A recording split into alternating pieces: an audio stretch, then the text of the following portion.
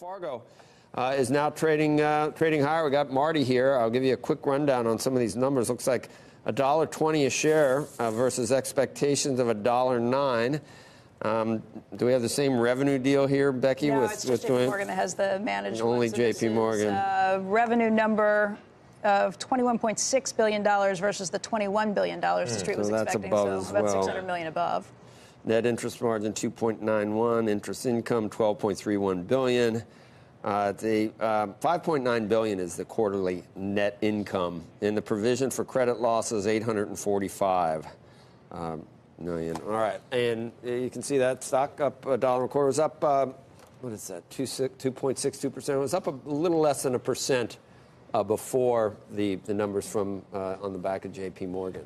There are some comments from the interim chief executive officer, Alan Parker, obviously just very brand new in this job. He says, since assuming this role, I've been focused on leading our company forward by emphasizing my top priorities, serving our customers and supporting our Wells Fargo team. Meeting and exceeding the expectations of regulators and continuing the important transformation of the company. He says they still have a lot more work ahead of us, and their leadership team is going to be dedicated to making the company customer focused. These are the first comments that you're really hearing from him on this. Say that the CFO, John Shrewsbury, is also making some comments on this. Let's see if there's anything that stands out here. Just talked about continued de-risking of the balance sheet and a consistent level of profitability. So there's nothing in here that, Marty, it's like, well, no wonder Sloan's out of there. I mean, there are other reasons why he was out of there. Yes. This is not bad. This is not bad news at all. And that was probably part of the decisioning on his point, too, is he felt like they had a reasonable quarter going so they can kind of transition past this.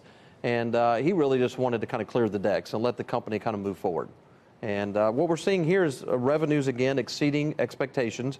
It's not really coming from net interest income, probably, because when you look at the margin, their margin actually is down, which we kind of thought would be a little bit more evidence this quarter.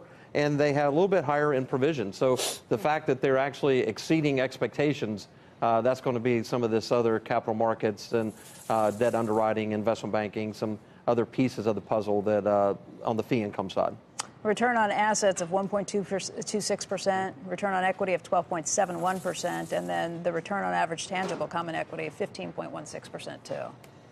Which are all better numbers. And again, that profitability is what we're looking for with the banks. Right. As they're pushing those returns higher, the return on capital, they're doing that through two ways. One, they're not having to generate too much operating earnings. They're giving their shareholders the excess capital back. Mm-hmm. So that as that burden goes back, you actually only have to increase your earnings 5 to 6%, and you can get double-digit EPS growth, and you can get the returns moving up another full percentage point, which is what we're seeing here. To that point, they also say they returned $6 billion to shareholders through both dividends and buybacks. That's up 49% from the $4 billion they did a year ago. Yes, and the other positive catalyst that we think will kind of carry this hidden value that we've talked about is that return of capital will improve even upon last year's big numbers, which isn't really expected because they went up so much last year.